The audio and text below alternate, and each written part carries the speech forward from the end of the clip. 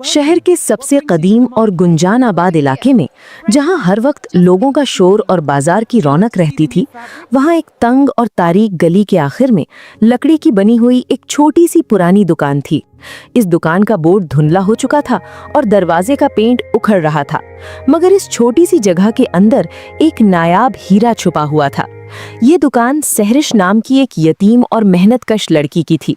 सहरिश की उम्र अभी कच्ची थी, मुश्किल से 18 बरस, मगर गुर्बत की सख्तियों और जिम्मेदारियों के बोझ ने उसे वक्त से पहले समझदार और संजीदा बना दिया था। सहरिश अपनी बूढ़ी दादी के साथ शहर के किनारे एक छोटे से साफ सुथरे घर में रहती थी। उसकी दादी, जिन्होंने उसे माँ बाप के गुजरने के बाद पाल पोस कर बड़ा किया था, अब बहुत बीमार और कमजोर हो चुकी थी। उनकी आंखों की रोशनी दिन ब दिन खत्म हो रही थी और डॉक्टर ने ऑपरेशन के लिए भारी रकम मांगी थी। घर में अक्सर खाने को सूखी रोटी और पानी के सिवा कुछ न होता था, मगर कुदरत ने सहरिश के हाथों में जूता साजी यानी शू मेकिंग का वो जादू रखा था जो बड़े बड़े शाही कारीगरों के पास भी नहीं था। सहरिश रोजाना सुबह सवेरे सूरज निकलने से पहले उठती, अपनी दादी को नाश्ता देती, दवा खिलाती और फिर तेज कदमों से चलती हुई बाजार आती। वो दिन रात अपनी दुकान में बैठी चमड़े को काटती, सीती और पॉलिश करती। एक सर्द और ठिठुरती हुई शाम, जब बाजार बंद हो रहा था और दुकानदार अपनी शटर गिराकर घर जा रहे थे, सहरिश अभी भी अपनी दुकान के अंदर बैठी काम में मगन थी। दुकान में मिट्टी के तेल का दिया जल रहा था, जिसकी मध्यम रोशनी में सहरिश की उंगलियां तेजी से चल रही थीं। उसके हाथ जख्मों से चूर थे, उंगलियों पर सुइयां चुभने के निशान थे, मगर उसकी आंखों में थकावट के बजाय उम्मीद की चमक थी। उसके हाथ में जो जूता था वो मामूली चमड़े का नहीं लग रहा था। सहरिश ने पुराने कपड़ों के टुकड़ों और बाजार से खरीदे गए सस्ते मोतियों को ऐसी महारत और सफाई से जोड़ा था कि वो जूता किसी हीरे की तरह चमक रहा था। उस जूते की चमक ऐसी थी कि अंधेरे में भी रास्ता दिखा दे। दुकान के बाहर से गुजरते हुए एक बूढ़े दुकानदार चचा रहीम ने झांका और हमदर्दी से कहा, बेटी सहरिश, रात बहुत हो गई है, हवा भी तेज है, अब घर जाओ, दादी परेशान हो रही होंगी। सेहत का ख्याल रखो, तुम्हारी जान है तो सब कुछ है। सहरिश ने मुस्कुराते हुए जूते को एक नरम कपड़े में लपेटा और कहा, जी बाबा, बस जा रही हूँ। आज दादी की दवा के पैसे जोड़ लिए हैं, वो खुश होंगी। उसने दुकान का ताला लगाया और अपना पुराना शॉल लपेटा और ठंडी हवा का मुकाबला करती हुई घर की तरफ रवाना हो गई। अगली सुबह जब सहरिश अपनी दुकान पर पहुंची तो देखा कि बाजार में आज अजीब सी हलचल है। लोग ग्रुप्स में खड़े बातें कर रहे हैं और हर तरफ डर और तजस्सुस का माहौल है। अचानक धम धम की आवाज आई। शाही नक्कारा बजा और शाही सिपाही एक बड़ा सा कागज हाथ में लिए बाजार के बीच में खड़ा हो गया। सिपाही ने बुलंद आवाज में ऐलान किया, सुनो सुनो, शहर के तमाम जूता साजों और हुनरमंदों को मुतला किया जाता है। मलका के पैरों में शदीद दर्द रहता है और आज तक कोई जूता उन्हें सुकून नहीं दे सका। जो शख्स मलका के लिए ऐसा जूता बनाएगा जो उन्हें आराम दे, उसे शाही खजाने से मुंह मांगा इनाम और शाही दरबार में नौकरी मिलेगी। लेकिन गौर से सुनो, अगर जूता चबा, सख्त हुआ या मलका को पसंद ना आया तो उस कारीगर को गुस्ताखी की सजा में हमेशा के लिए कोठड़ी में डाल दिया जाएगा। मलिका मारिया का नाम सुनते ही पूरे बाजार में खौफ की एक लहर दौड़ गई। मलिका मारिया अपनी सख्ती, गुस्से और उसूलों की वजह से मशहूर थीं। लोगों को पता था कि मलिका को खुश करना नामुमकिन है। बड़े बड़े नामवर मोची और डिजाइनर्स जो खुद को उस्ताद कहते थे, वो भी डर गए और पीछे हट गए। लेकिन सहरिश, जो भीड़ में खड़ी ये सब सुन रही थी, उसके दिल में डर के बजाय एक अलग ही ख्याल आया। उसे अपनी दादी का चेहरा याद आया जो दर्द से कराह रही थी। डॉक्टर ने कहा था कि अगर जल्द ऑपरेशन ना हुआ तो वो हमेशा के लिए अंधी हो जाएंगी। सहरिश ने एक गहरी सांस ली, मुट्ठी भींचकर खुद को हौसला दिया और सोचा, मेरे पास खोने के लिए कुछ नहीं है, लेकिन अगर कामयाब हो गई तो दादी की आंखें वापस आ जाएंगी। ये रिस्क मुझे लेना ही होगा। मेरे पास खोने के लिए कुछ नहीं है, मेरा हनर ही मेरी दादी की सेहत बचा सकता है। सहरिश ने अपनी जमा पूंजी निकाली जो उसने महीनों से जोड़ रखी थी। वो बाजार के सबसे अच्छे चमड़ा फरोश के पास गई और वहां से बेहतरीन मखमली नर्म चमड़ा और कुछ सुनहरे धागे खरीदे और अपनी दुकान में वापस आ गई। उसने दुकान का दरवाजा अंदर से बंद किया और बिस्मिल्लाह पढ़कर काम शुरू किया।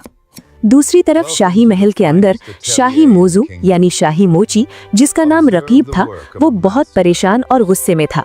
रकीब एक मक्कार, कामचोर और इंतहाई हासिद इंसान था। वो सालों से महल में था और मुफ्त की तनख्वाह लेता था, मगर उसके बनाए जूते अब मल्लिका को पसंद नहीं आते थे। जब उसे अपने जासूसों से पता चला कि बाजार की एक मामूली सी लड़की सहरिश भी इस मुकाबले में हिस्सा ले रही है और वो बहुत माहिर है, तो उसे अपनी कुर्सी खतरे में लगने लगी। एक जासूस ने आकर रकीब को खबर दी, जनाब, बाजार के कोने वाली दुकान में वो लड़की सहरिश एक ऐसा जूता बना रही है जो मैंने आज तक नहीं देखा। वो दिन रात काम कर रही है। अगर वो जूता मलिका ने पहन लिया तो आपकी छुट्टी पक्की है, शायद आपको निकाल दिया जाए। रकीब गुस्से से लाल हो गया और चीखा, 1-2 टिक्के की बाजार वाली लड़की मेरी जगह लेगी? हरगिज नहीं। मैं शाही मोजो हूं, मेरा मुकाबला कोई नहीं कर सकता। मैं इस लड़की को दरबार तक पहुंचने ही नहीं दूंगा। रकीब ने एक काला लिबादा पहना, अपना चेहरा छिपाया और शाम के वक्त चुपके से बाजार गया। वो सहरिश की दुकान के बाहर छुपकर खड़ा रहा। दुकान के दरवाजे में एक छोटा सा सुराख था। रकीब ने वहां से झांका। अंदर का मंजर देखकर उसकी आंखें फटी की फटी रह गईं। सहरिश पूरी तवज्जो और मोहब्बत से काम कर रही थी। उसके हाथ में जो जूता था वो वाकई किसी अजूबे से कम नहीं लग रहा था। उसका रंग गहरा नीला था, जैसे रात का आसमान हो, और उस पर ऐसी नर्म और बारीक कढ़ाई थी कि देखने वाला दंग रह जाए। रकीब की आंखों में हसद की आग भड़क उठी। उसने दिल में सोचा, ये जूता तो वाकई कमाल है। अगर मलिका ने इसे देख लिया तो वो मुझे जरूर निकाल देंगी। मुझे कुछ करना होगा। ये जूता कल महल नहीं पहुंच सकता। उसने वहीं खड़े खड़े एक खौफनाक मंसूबा बनाया। जूता जमा करवाने की आखिरी रात थी। बाहर तूफानी बारिश हो रही थी और बिजली कड़क रही थी। सहरिश ने आखिरी टांका लगाया और जूते को हवा में उठाकर देखा। वो खुशी से झूम उठी। जूता मुकम्मल हो चुका था। वो इंतहाई नर्म और खूबसूरत था। माँ, दादी, देखो, ये तैयार है। कल ये जूता हमारी किस्मत बदल देगा। सहरिश ने जूते को प्यार से चूमा, उसे एक रेशमी कपड़े में लपेटा और अपनी दुकान की मेज पर महफूज जगह रख दिया। सहरिश ने दुकान का मजबूत ताला लगाया, दुआ मांगी और खुशी खुशी भीगती हुई घर की तरफ चली गई। रात के तीसरे पहर, जब बाजार सुनसान था और सिर्फ बारिश की आवाज थी, रकीब वहां आया। उसके हाथ में लोहे का एक भारी औजार था। उसने महारत से सहरिश की दुकान का ताला तोड़ा और अंदर दाखिल हुआ। अंधेरा था, मगर बिजली की चमक में उसने मेज पर रखा वो नीला जूता देख लिया। रकीब ने नफरत से जूते को उठाया और कहा, इसे पहनकर तुम मलिका का दिल जीतोगी? अब देखता हूँ कैसे जीतती हो। उसने वहां पड़ा एक भारी हथौड़ा उठाया और पूरी ताकत से जूते की हील यानी एड़ी पर दे मारा। कड़ाकड़ की जोरदार आवाज आई और जूते की हील अलग हो गई और जूते के पीछे एक बदनुमा दरार आ गई और कपड़ा फट गया। रकीब ने सुकून का सांस लिया और खुशी से मुस्कुराकर वहां से भाग गया, ये सोचकर कि अब सहरिश का खेल खत्म। अगली सुबह सहरिश दुकान खोलने आई। उसके चेहरे पर उम्मीद थी। दादी ने उसे दुआओं के साथ रुखसत किया था, मगर जैसे ही उसने दुकान का दरवाजा खुला देखा और ताला टूटा हुआ पाया, उसका दिल धक से रह गया। वो या अल्लाह कहती हुई अंदर भागी। जब उसने मेज पर से कपड़ा हटाया तो उसकी दुनिया उजड़ गई। नहीं, ये नहीं हो सकता, मेरा जूता! सहरिश की चीख निकल गई। उसका शाहकार जिस पर उसने दिनों की मेहनत लगाई थी वो बुरी तरह टूट चुका था। हील अलग पड़ी थी और जूता खराब हो चुका था। सहरिश वहां फर्श पर बैठकर फूट फूट कर रोने लगी। अब मैं क्या करूं?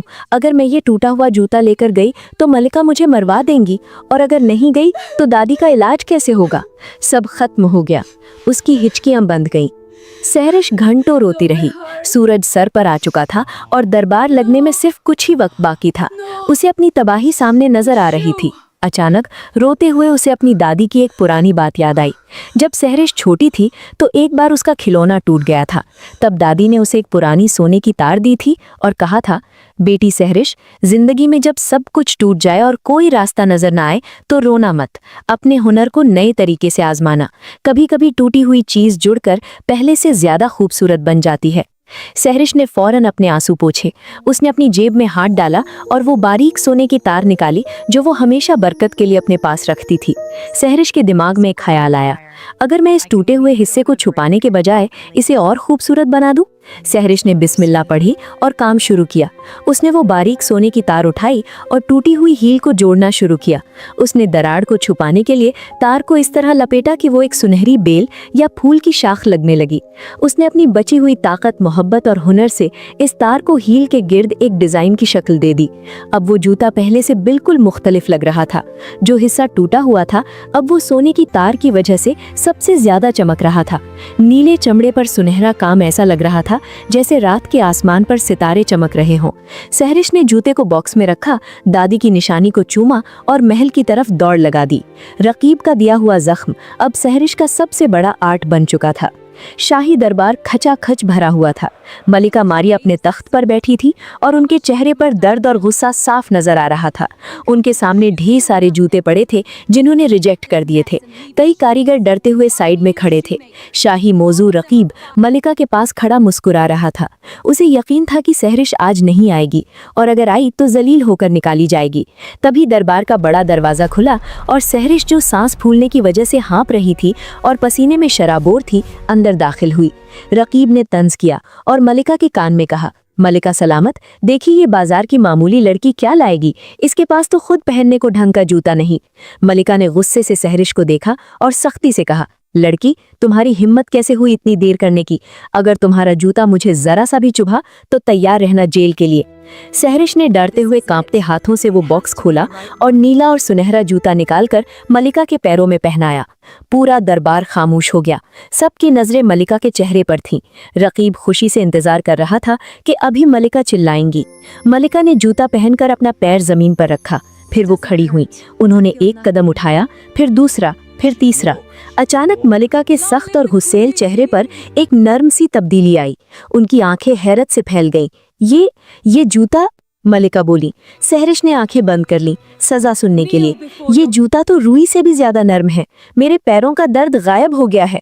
मुझे ऐसा लग रहा है जैसे मैं बादलों पर चल रही हूँ, मलिका ने खुशी से कहा। दरबार में हैरत की लहर दौड़ गई। मलिका ने अपना पैर उठाकर वो सुनहरा डिजाइन देखा जो सहरिश ने टूटी हुई हील पर बनाया था। मलिका ने पूछा, लड़की, ये डिजाइन बहुत अनोखा और नायाब है। मैंने आज तक ऐसी कारीगरी नहीं देखी। ये सोने की तार यहाँ क्यों लगाई? सहरिश ने सच बोलने का फैसला किया। उसने गर्दन झुकाकर कहा, मलका मारिया, मैं झूठ नहीं बोलूंगी। सच ये है कि ये डिजाइन नहीं था। कल रात किसी ने मेरी दुकान में घुसकर हसद की वजह से मेरा जूता तोड़ दिया था। मेरे पास नया जूता बनाने का वक्त नहीं था, इसलिए मैंने उस टूटे हुए हिस्से को अपनी दादी की निशानी या उस सोने की तार से जोड़ दिया ताकि आपको तकलीफ ना हो। ये डिजाइन नहीं, मेरी मजबूरी थी और मेरी दादी की दुआ थी। ये सुनकर रकीब का रंग सफेद पड़ गया और वो कांपने लगा। मलिका ने सहरिश की तरफ देखा और मुस्कुराई। तुम्हारी मजबूरी ने इसे एक शाहकार बना दिया। तुमने अपनी टूटी हुई चीज को फेंका नहीं, बल्कि इसे और कीमती बना दिया। ये असली हुनर है। मलिका ने उसी वक्त रकीब की तरफ देखा जिसके चेहरे पर चोर की तरह पसीना था। मलिका समझ गई कि ये हरकत किसकी है। सिपाहियों, इस मक्कार और हैसद रकीब को गिरफ्तार कर लो और काल कोठड़ी में डाल दो। इसने एक हुनरमंद को रोकने की कोशिश की। रकीब को घसीट कर ले जाया गया। मलिका ने अपने गले से कीमती हार उतारकर सहरिश को पहना दिया और ऐलान किया, आज से ये लड़की मेरी शाही शू मेकर है। इसके घर वालों को महल के करीब लाया जाए और इसकी दादी का शाही हकीम से बेहतरीन इलाज करवाया जाए। सहरिश ने शुक्र के आंसुओं के साथ मलिका को सलाम किया। उसकी टूटी हुई कोशिश और सोने की तार ने आज उसे वहां पहुंचा दिया था जहां का उसने ख्वाब भी नहीं देखा था।